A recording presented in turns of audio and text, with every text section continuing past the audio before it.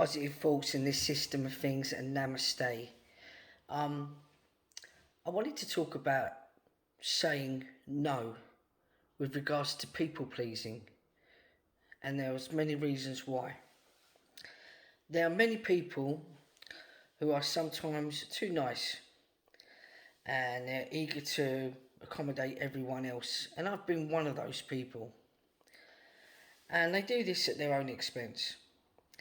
The thing is, when we are born here, we have a primal need, and we find that we need to find a connection, um,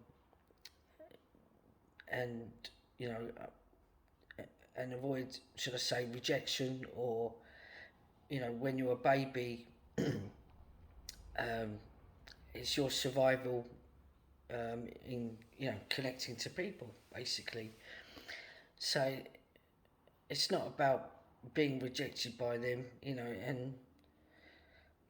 and those needs that they stick with us for years, even from birth, as a child. So we need approval from our parents, and we need teachers to approve, and um, to approve us, and like us, and um, you know, as well as kids to be our friends. Growing up from a young child from birth, and it's because of our survival is for us being accepted and being loved and being connected. And since time, with regards to survival of mankind, they've always needed to belong to some kind of tribe, a group or community. So you were much more likely to make friends.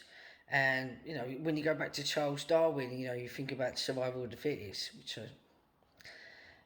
and nowadays people can live on their own in today's society, and have goods and products delivered to your home, from eBay, and live with lots of animals, and they no longer need anybody, and still have the primitive fear of being rejected.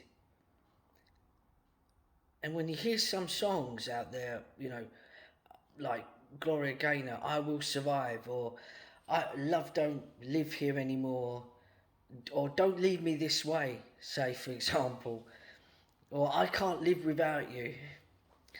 It's a clear message with regards to, as a person, giving out that message, saying, no, this isn't true. So we are wired, should I say, to really want people to like us. And there's many out there like that. And I've experienced that myself as a child growing up, for some of the reasons I've just mentioned. And basically, you put a post up, for example, and you see if you've received likes. And if you haven't got any, for example, you're like, oh, no one likes me. Or if I haven't got many likes, I feel those sort of feelings. But if I've got many likes, then basically I feel good. And many people feel like that about themselves. So it's giving someone else power to make us feel good. So, do you like my pictures? Is it acceptable? So, if you could imagine a scale, for example, and then you've got one end of the scale, people pleaser, and then you've got the other end of the scale, don't really care about people. And then you basically got those types that don't really care about people, and they're just arrogant. And then basically you look, say, to the middle of the scale, and in the middle of the scale you'll have, say, they're kind of like basically honouring themselves in a way where they'll say what they do or what they want and what do I need. And many always have asked me to do things or borrow money, or it stems from my childhood that I can't say no, and trying to please my parents, or to be accepted because of rejection, or to give people a gift, or you know, anything like that with regards to, say, giving somebody a lift in the car and not receiving any petrol money.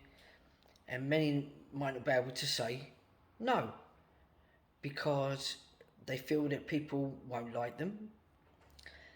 And then also on the other hand, more importantly, because you like yourself, you say to yourself, this can't be true.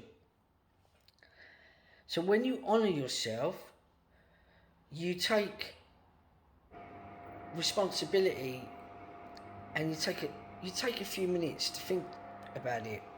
Well, what do I want out of this? And what do I need? Until you say no. Yes has no meaning. I remember someone asking me, and I'm going to continue this in part 2, about saying no when it comes to people pleasing people. Okay? Speak to you soon. Bye for now.